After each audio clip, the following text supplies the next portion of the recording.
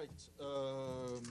Good afternoon. Welcome. Happy Thursday. Thank you, Deji. In a short while, we will be joined online by our colleague Jan Hoffman, who is the head of the Trade Facilitation Section at UNCTAD in Geneva. He will brief you on the disruptions to trade in the Red Sea, and that is because of the ongoing military activities there. Tomorrow I will be joined by the Undersecretary General for Economic and Social Affairs, Lee Jun-ha. We will have with us also Rabib Fatima, Undersecretary General and High Representative for Least Developed Countries, Landlocked Developing Countries, and Small Island States. They will be here to brief you on the 4th International Conference on Small Island Developing Nations, which will be held from the 27th to the 30th of May of this year in Antigua and Barbuda. Not a bad place to have a conference. Turning to Gaza, in a statement today, the Deputy Humanitarian Coordinator for the Occupied Palestinian Territory and Director of UNRWA's Affairs in Gaza, Thomas White, said that heavy fighting near the remaining hospitals in Khan Yunis, including Nasser al-Amal, has effectively encircled these facilities, leaving terrified staff, patients, and displaced people trapped inside. Al-Khair Hospital has also shut down after patients, including women who had just undergone C-sections, surgeries, were evacuated in the middle of the night. Mr. White said the situation in Khan Yunis underscores a consistent failure to uphold the fundamental principles of international humanitarian law, distinction, proportionality, and precautions in carrying out attacks. This is unacceptable and abhorrent, he said, and must stop. The near collapse of the health system and the lack of trauma care in Khan Yunis are making the humanitarian situation even more intolerable and intense.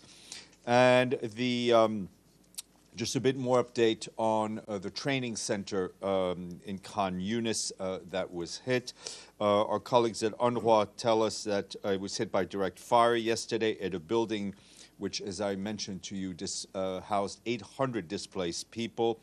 At least 13 people were killed and 56 injured. 21 of those people were injured critically in what should have been a place of safety. UNRWA says there are about 43,000 internally displaced men, women, and children registered in the already overcrowded UNRWA compound in Khan Yunis. Throughout the day and into the early evening, ambulances and UNRWA emergency teams were being denied access to the site. When they finally reached it last night, they were able to evacuate about 45 people.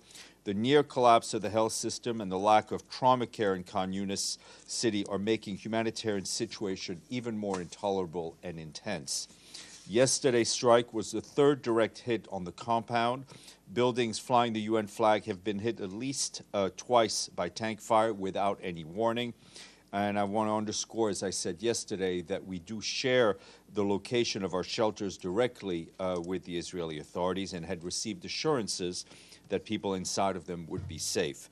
We continue to call on all parties to make every precaution to minimize harm, protect civilians and civilian objects, especially in densely populated areas, and to protect hospitals, clinics, medical personnel, and UN premises in accordance with international law. Back here, as we were just talking about, the Security Council held a meeting on Haiti. Mary Isabel Salvador, the head of our mission in Haiti, briefed the Security Council on the situation there. She said the country remains plagued by escalating violence with an unprecedented surge in kidnappings, rapes, and other crimes committed by armed gangs. This, she said, increasingly affects the livelihoods of people and undermines our humanitarian activities. Last year, our UN colleagues documented over 8,400 victims of gang violence, direct victims of gang violence, including people killed, injured, or kidnapped. That's an increase of 122% compared to 2022. Ms. Salvador said she will continue to encourage all Haitian stakeholders to effectively prepare for the deployment of the multinational security support mission. She also renewed her appeal to member states to contribute generously to ensure the timely deployment of this mission to Haiti. Also briefing was Hada Wali, the head of the UN Office of Drugs and Crimes, who said that, according to her information, a report about the illicit flows of firearms and ammunition to Haiti. She added the report found 11 informal or clandestine airstrips in Haiti, which represents a blind spot possibly used by traffickers and smugglers. In the current context, she said, it is more important than ever to take every measure to prevent illicit flows from further destabilizing the country. All of those remarks were shared with you. More programming for this afternoon. 3 p.m., the Security Council will reconvene for a private meeting on maintenance of peace and security of Ukraine. The Director General of the International Atomic Energy Agency, Rafael Grossi, will brief, and afterwards he will come to the stakeout and speak to you. The meeting will be followed by a briefing on threats to international peace and security. Rosemary DiCarlo, our head of the Political Affairs and Peace Building, will brief the Council. And just on Syria, I think I'd been asked, I can't remember which one of you, about the Astana talks. And I can tell you that Najat Rojdi, the Deputy Special Envoy for Syria, attended the two-day round of talks in the Kazakh capital. Ms. Rojdi held constructive meetings with representatives of the government of Syria, Russia, Turkey, Lebanon, and Jordan. During the meeting, she underscored the need to immediately de-escalate the violence both within and within the broader region, specifically in Syria. Ms. Rojdi also conveyed that the common priorities include civilian protection, resumption of the Constitutional Committee, promoting confidence-building measures and supporting the Syrian people everywhere, and implementing Security Council Resolution 2254. Needless to say, we will continue to work with various Syrian parties and all international actors as well to push for concrete progress. One country on the honor roll today. We've done food, we've done drink, we're going to do animals today. This country's national animal is the tapir.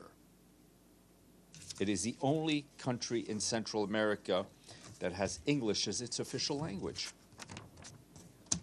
What? Belize.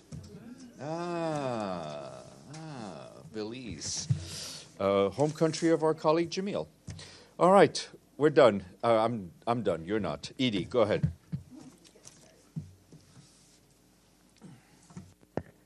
Thank you, Steph. A couple of follow-ups first on the attack yesterday on the UNRWA training center. There have been some questions of whether it was actually hit by Israeli tank fire. Did people in the facility see, or do they have evidence that it was Israeli? That is the understanding of my colleagues on the ground. They saw it. That's their understanding. Yep. Okay, and can you? I asked yesterday for an update on what our Yemen special envoy was doing.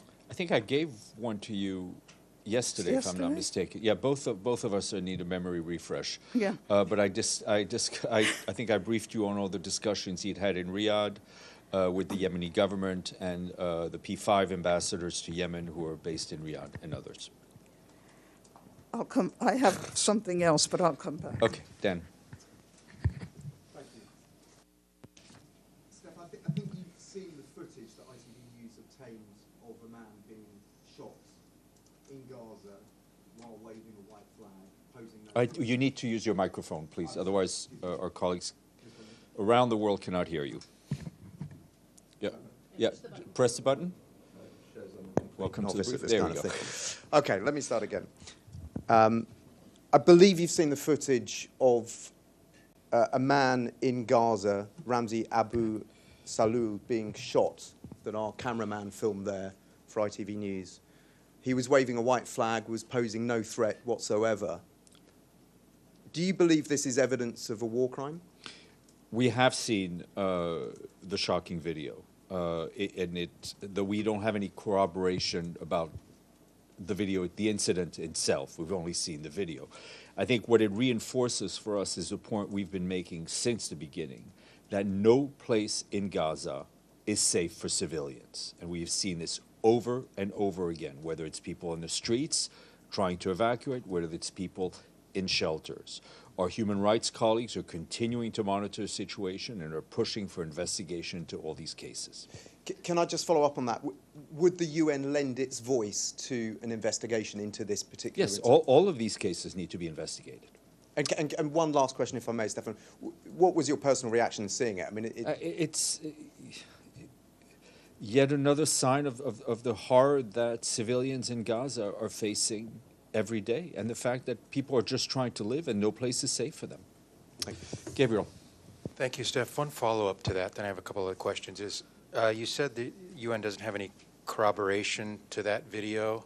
What do you mean by that? No, What I more do mean, you need? I'm not doubting the veracity of what I saw. What I'm saying is that we've only have the video. I mean, to make a definitive statement, one would need to have a bit more information on the context of what was happening. Sure, but Okay.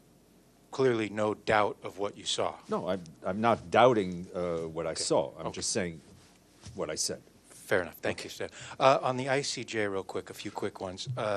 Obviously, a big decision tomorrow, provisional decision from the ICJ, perhaps one of the biggest decisions by this body in many years, perhaps.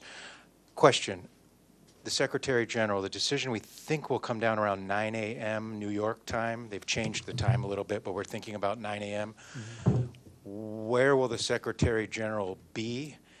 Will he get any previous advance of the decision? And how closely? I mean, give us some details about how closely. First of all, he will absolutely not get any advance notice of what's in the decision. The International Court of Justice is a major organ of the United Nations, just like the Secretariat, but it is fully independent from the Secretary General. So nor he will not ask, nor will he receive, given his full respect for the independence of the court. He, like all of us, watch the developments in the courts closely. We need to see what the judgment will be, what the decision will be, what the opinion of the court will be, and we will react to it once we have it. Safe to assume he'll be watching it live? It depends when it comes. I mean, he will see. He will see it. He will see it as soon as it happens. Can we expect that no matter what the decision is, that he will have a statement about it on camera? You can expect that there will be a decision from the court tomorrow. Alan. Thank you, Stephane. On January 7, in Rome, Italy, dozens of people held the rally paying tribute to three far-right activists killed in 1978. So those people who assembled there, they raised their hands in Roman salute, well-known fascist gesture. I wonder what the UN make of such a trend in the world. Do you think it's a kind of a glorification of Nazism, or what's going on? I mean, we've seen the photos. One, the basic principles that people are allowed to demonstrate peacefully. Second, I think the Secretary General has been very clear for quite a long time now in calling out the alarming rise of neo-Nazism, of fascism, of ethno-nationalism as a dangerous trend throughout the world. Sinan. Thank you. I have two questions. Iraqi officials said they sent a letter to Secretary General about Iran attacks in Kurdistan region of Iraq last week. I wonder if Secretary General received any letter yet. I will check. I need to check with those colleagues who received the letters. And my second question is, according to some news stories, there is going to be a negotiation between USA and Iraqi officials about withdrawing the coalition forces from Iraq. Sorry, say again?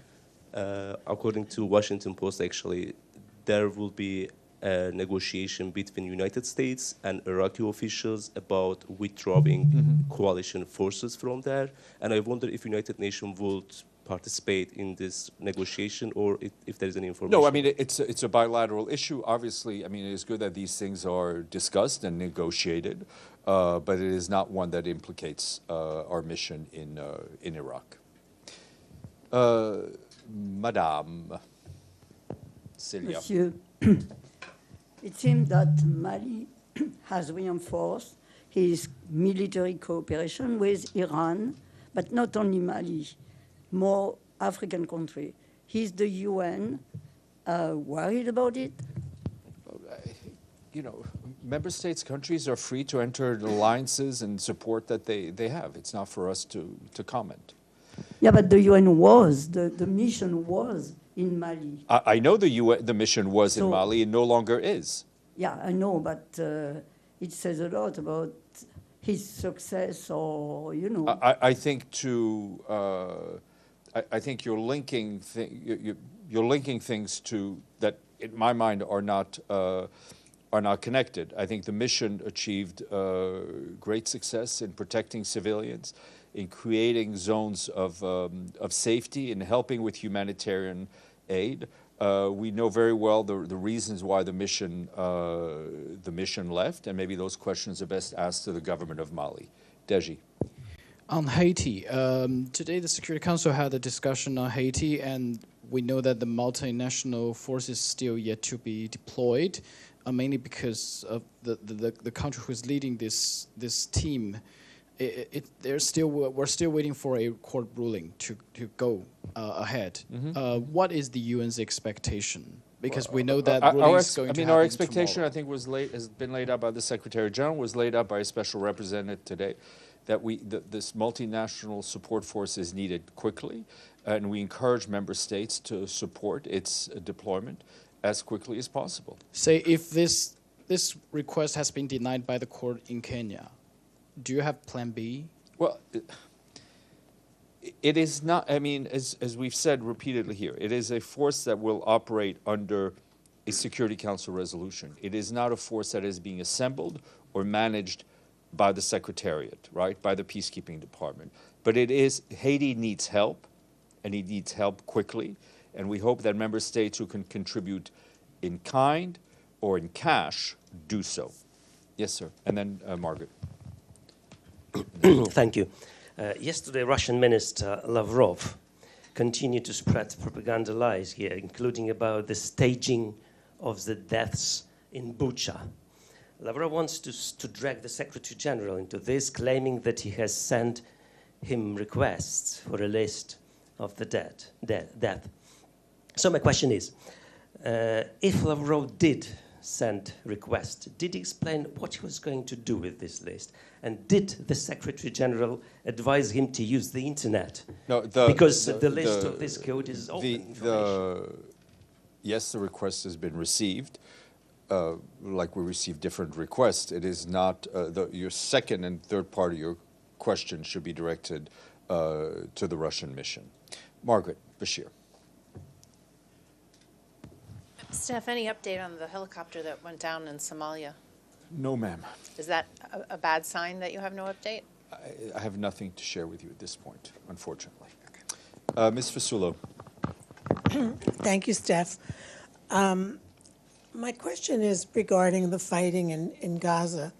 Right now, I believe that the data being given about the number of civilian or number of people killed or wounded is not separated. You know, you don't have the fighters versus civilians. Is this an unusual situation in terms of war?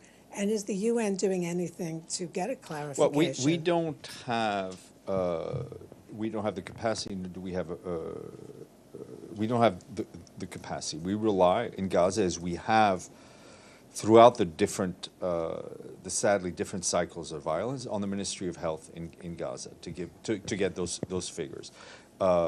We don't have a way to disaggregate them.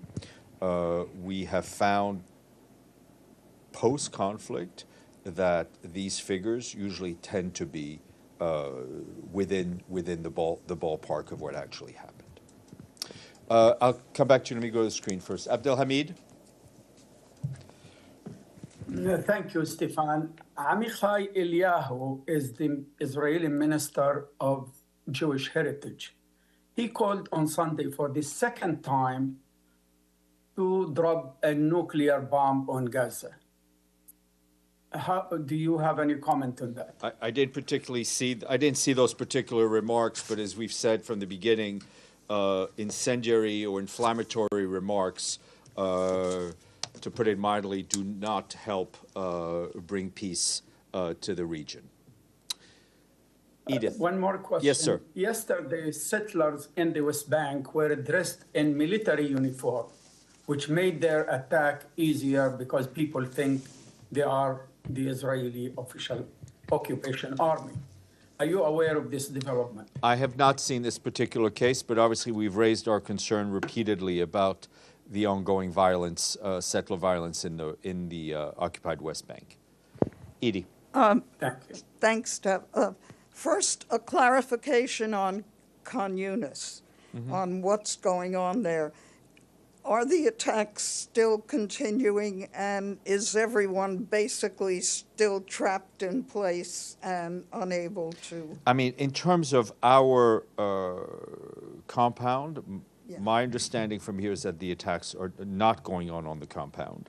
They managed to extract a number of people last night. There have been no new evacuations since. As of a few hours ago, my understanding is that there were still attacks going on in the Khan Yunis area. Okay, and secondly, President Zelensky has called for an independent international investigation of the plane crash yesterday. Has the UN been approached at all, and would it have the facilities or whatever to offer? Not that I'm aware. We checked with our colleagues at ICAO in Montreal, who pointed out rightly, which is something I should have thought about earlier, is that this is a military plane, so that it's not something that they have the mechanism or the jurisdiction over. Oh, Maggie. Sorry, just one last one on Gaza. You mentioned ambulances and UNRWA emergency teams were denied access to the area after the fire, the incident. You did not say by whom they were denied access. Okay, let me get some more detail for you on that. Well, it's simple. Was it Hamas or was it Israel? Well, if I had the fact in my book, I would share it with you. Okay, thanks. Gabriel. Thanks for the follow-up, Steph. Can you just characterize how significant the ICJ ruling is tomorrow in the eyes of the Secretary General at this moment?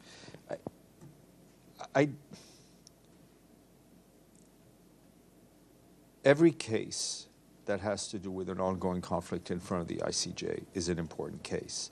I'm not going to characterize the ruling and the importance of the ruling until something has been issued. I will leave you with our guests from UNCTAD, and more importantly, I will leave you with Daniela, who will moderate. And I shall see you all mañana. And we'll let you know about Mr. Grossi. Do you have the note? Yeah. Hello, good afternoon, everyone. Do we have our guest on can we see him on the screen? Yeah, okay. Thank you very much. We're very pleased to welcome Jan Hoffman, the Chief of UNCTAD's Trade Facilitation Section, who will brief you on the disruptions to trade in the Red Sea. Mr. Hoffman, welcome. You have the floor, please. Thanks. Thank you very much. Hello from Geneva. We tested the sound and video. I trust it works, so thank you for this opportunities. I'll brief you and share UNCTAD's analysis and concerns on the implications of the attacks on shipping and what we are witnessing in the Red Sea for shipping and the global economy. What I will share builds on our analysis over the years on seaborne trade, ports, shipping, comprehensive statistics, data sets. More than 80% of volume of international trade in goods is carried by sea. and the percentage is even higher for most developing countries. So maritime transport is really the lifeline of global trade.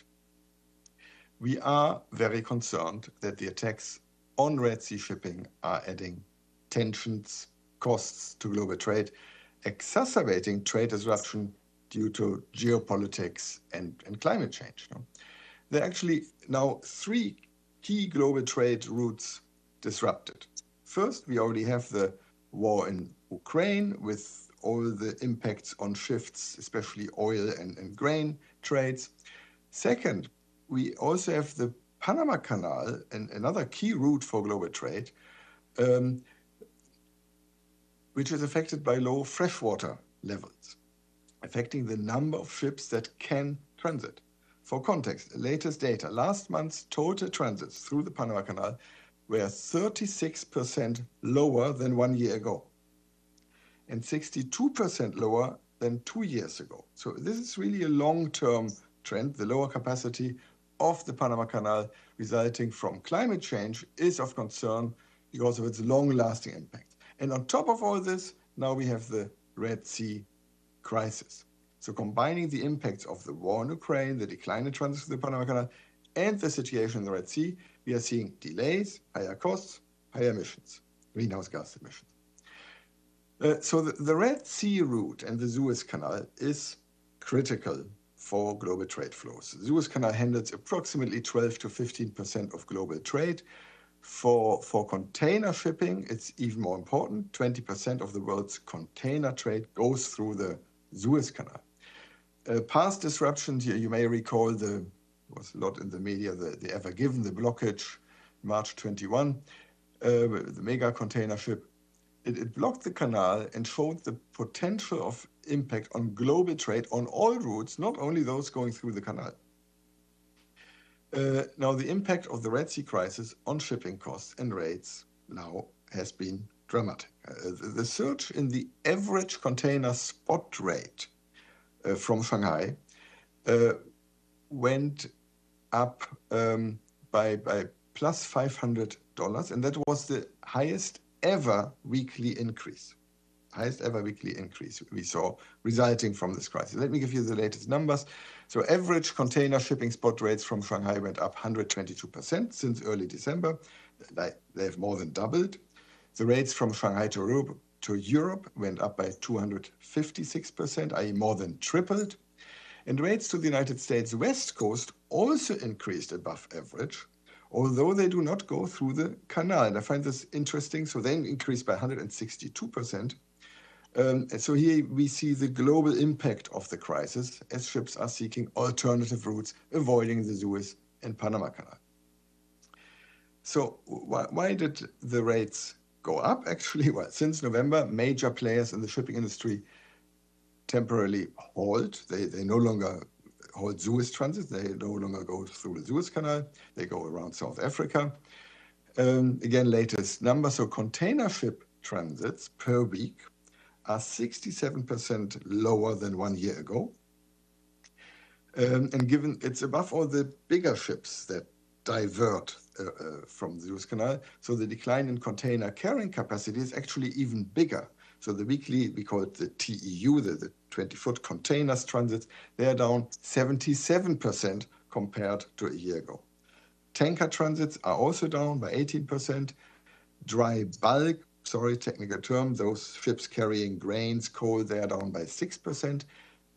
Gas carriers, LNG, liquefied natural gas, they stopped altogether. So decline is 100%. Normally you have 2, sometimes up to 5 gas carriers per day. The last one was on 16 January, so it's down to 0. No? So what we really see here are 3 impacts on shipping. First, you have the additional distance, the additional days. So whoever wants to ship something has to pay for more days of shipping. Secondly, not only do you need to pay more days of shipping, but you also pay a higher price per day of shipping. No, that's the market, no, the demand supply. So the price of transiting the Panama Canal went up significantly. The insurance premiums per day, the charter rates for many ships, all this has gone up. So you need more days, and more dollars per day. And thirdly, ships go faster to catch up, to compensate for the detour, burning more fuel per mile. This is exponential. So we are also emitting more CO2, more greenhouse gases, not just because of more distance, but because of the higher speed. So what does this mean for the economy? Inflation is of concern. Prolonged disruptions, especially to container shipping, would threaten and disrupt global supply chains, leading to delayed deliveries of goods, increased costs, potential inflation. And we have seen that this can happen during the COVID-induced supply chain crisis. Now, so far, the rates, the container rates, which I said they are increasing, but they are still only about half of what they were during the peak of the COVID crisis. And passing on these higher freight rates to consumers takes time. Up to a year it can take until really the higher shipping rates, really we would see them in the shop, in the IKEA shop, Walmart or so. And so far, also one other difference to the major crisis, the container rates are mostly rising on the routes that go through the canal, plus to west coast of North America. So we have different global supply dynamics. We are not in the overall crisis. We do have overall ships coming online, being built. Energy prices have surged, have gone up, and food prices may again be impacted worldwide. Longer distances, higher freight rates can have a cascading effect on food prices. So the ongoing crisis disrupts shipments of grains, key commodities from Europe, from Russia, from the Ukraine, increasing costs to consumers, posing risks. About 1/3 of grain exports from the Ukraine go through the Suez Canal. UNCTAD estimates that about half of the increase in food prices we saw when the war in Ukraine started was due to higher transport costs. Again, for the same reasons I explained earlier. You had to pay more distance and more dollars per day of shipping. Looking ahead, we remain concerned and we will continue to monitor the impact of these disruptions, especially for developing countries, of course. It is clear to us that these disruptions and attacks on shipping in the Red Sea, they come on top of the other disruption that I briefly introduced to give you the broader picture. These disruptions, again, underline trains' vulnerability to geopolitics, to tensions, and to climate challenges. This will demand swift adaptations from the shipping industries. Easier said than done. We do have programs on building resilience in seaports, in the maritime transport to support our member countries. The world now faces heightened cost, potential inflation, increased uncertainty in food security. So these challenges add to shipping's major long-term challenge, which is the energy transition, requiring the decarbonization of shipping, another main area of work for us. So at UNCTAD, we remain vigilant on potential impacts on global trade, on the global economy, but most especially for developing countries. Finally, UNCTAD does echo the concerns already voiced by the UN and by sister organizations for the welfare of seafarers.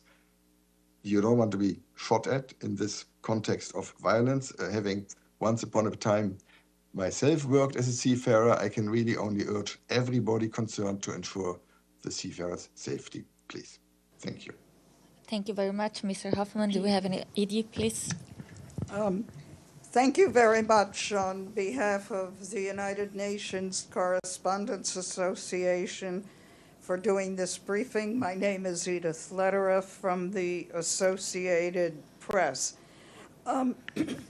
In the disruptions to shipping from Ukraine, the Panama Canal, and the Red Sea, which is having the greatest impact now?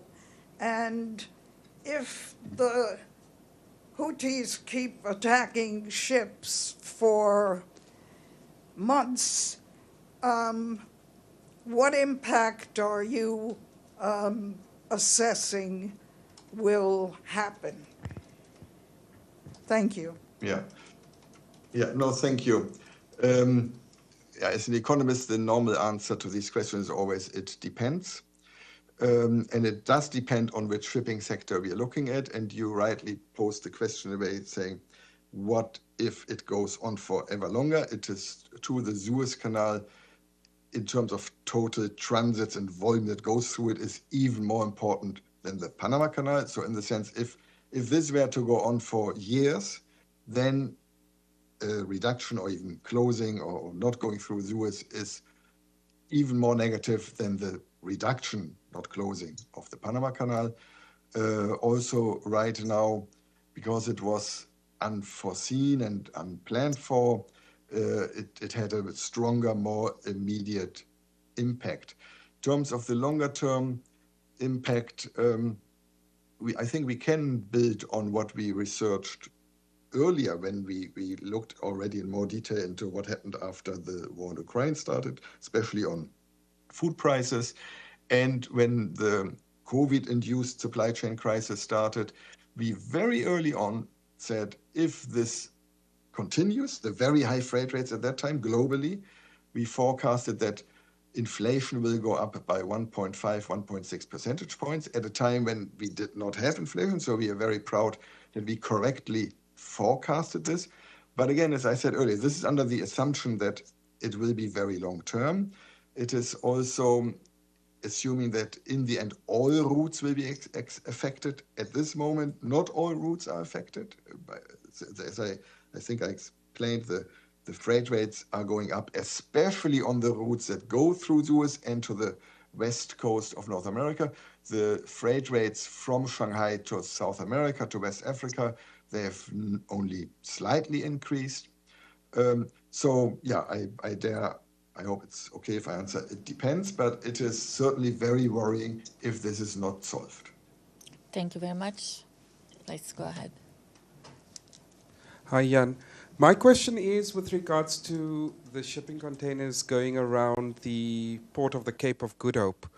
The traffic around there, are those ports able to sustain the amount of traffic that is going through there if there was an increase in traffic around, especially going around Durban and Cape Town?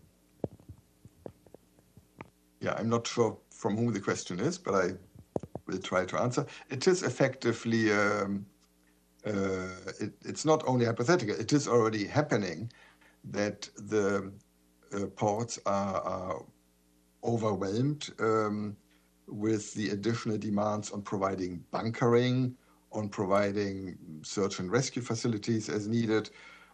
So it is already a challenge, especially the very first ships that were rerouted. They had not prepared for this long detour. So it's a good point. Thank you for asking, because there's one more problem. The local Egypt is another country strongly affected because they have less income from the Suez Canal. The communities around, and yes, the ports, to some extent, one could argue it's a business opportunity for some African ports, but in practice, it is a challenge. Maggie? Hi, Mr. Hoffman. This is Margaret Bashir with Voice of America. Thanks so much for this briefing. It's a little different than other briefings we usually have here. So it's interesting, but also a little confusing for us non-maritime experts and economists. So you said gas carriers have stopped altogether. Why, first of all? Mm-hmm. Yeah, I mean, all the decisions of ship owners not to go through that route is for fear of being attacked. And the likelihood of being attacked is very, very difficult to forecast. There are all types of announcements of different nationalities and destinations that are being targeted. And sincerely, I don't have the complete statistical picture.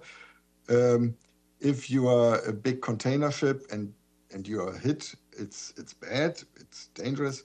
But if you are a gas carrier and you are hit, you can imagine that it can be significantly worse. So this is also its decisions taken in Qatar, for example, that they don't want to take the risk. Gas carriers are, together with the large container ships, the most expensive ships that exist. So I can understand that the one who takes the decision about the route and the routing says, no, these ships don't take the risk. But you said the oil carriers, or the oil tankers are less, but they're still moving, correct? I mean, they would also be, I would assume, a big explosion if they were hit, no? Not, it's very technical. Again, it depends. Not that much. They are also smaller. They're actually more dangerous to explode if they were empty for the gases that are inside. And they're also reducing. They're also, but it's true. Some ship owners and routes are still going through it, hoping that they will not be targeted. See, very educational briefing. Thank you. And so, which countries receive goods through the Suez? Like, who will be most impacted? Is it the countries in the southern, the southern part then of the world, or does it spread much further? I mean, just give us a little idea. Is it the developing countries developed that are going to be hit by this, particularly in the Suez, the most? Thanks. The biggest market there is really the container shipping between Asia and Europe. So it is also exports from Europe and the Black Sea to Eastern Africa. But the ones who really, where the difference is biggest, is the trade between Asia and Europe. I don't have exact figures with me. There are market research, there are statistics like the different routes. Panama Canal also publishes the same. There I would know better that for Panama, it's especially the west coast of South America that depends particularly strong on the Panama Canal. But here it is above all Europe-Asia trade. Thank you. Thank you very much. Please go ahead. Thank you for the. I had mentioned also the grain exports. That 1/3 of grain exports from Ukraine go through the Suez Canal. Some energy exports from Europe to India. So it's not only, but I don't have the exact data at hand. Sorry. Thank you for the briefing, Mr. Hoffman. My name is Gabriel Elizondo from Al Jazeera English. Two questions. One on Panama. You gave some statistics. You said 36% lower volume, I think you said. Is that 36% less cargo or 36% less ships going through the canal?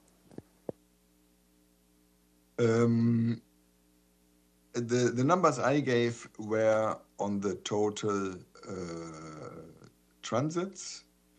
I could also, as we speak, do the same calculation for the dead weight and the tonnage, and it's actually very similar. I've just now in front of me the Excel sheet. The numbers I gave, what I counted were the number of ships passing. It's roughly proportional to the decline in tonnage. It is slightly less in tonnage because the ships that still go through it are on average a little bigger than the other way. But it's the same. This isn't really the volume of trade that is being reduced. And thank you. Do you have any similar statistics on the Red Sea right now, given the current situation? I think I gave you the numbers of the reduction in the numbers of ships. I can quickly, if that's okay for the moderators and colleagues, I had calculated the. I apologize. I might have missed the number when you said it. I'm sorry. No. I had given numbers. I believe I had said the oil tanker transits went down. There for the Suez Canal, the numbers I shared were compared to early December, really when the attack started. Well, for Panama, I gave you more the long term because that is a slower, longer term trend. I don't have these exact numbers at hand right now. It would be a bit risky because if I make a mistake at the short notice, so I would prefer to respond this later by email, or we are working on some briefing notes. But overall, the numbers I gave for Panama are for the long-term decline. The numbers I gave for Suez are really compared to from early December to now. Yes, that's what I was going to ask, Mr. Hoffman, if you can perhaps share some of those numbers that you mentioned during your opening remarks so we can share for our journalists. I believe that would probably make a bit easier for you to get that data. Any more questions? Yeah, and also, Mr. Hoffman, that was all really very interesting. If you, because we don't cover maritime things here, so if you could also send to the spokesperson, in addition to your opening statement, maybe a couple of links to some UNODC data portals or something. Sorry, not UNODC, I'm sorry, I'm thinking about another story I'm writing. UNCTAD portals, that would be super helpful. We appreciate it. Yeah.